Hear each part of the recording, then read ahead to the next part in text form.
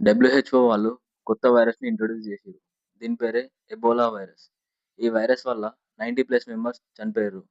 అట్లనే 250+ members affect అయ్యారు. ఈ ఎబోలా వైరస్ మోర్టాలిటీ రేట్ అనేది 50%. సపోజ్ 2 పర్సన్స్‌కి ఈ వైరస్ వచ్చిందనుకో, కంపల్సరీ ఒక పర్సన్ అనేది చనిపోతాడు. ఆల్రెడీ ఈ ఎబోలా వైరస్ అనేది 2014లో కూడా వచ్చింది. అప్పుడు నియర్లీ 11,000 మెంబర్స్ అయితే చనిపోయిర్రు.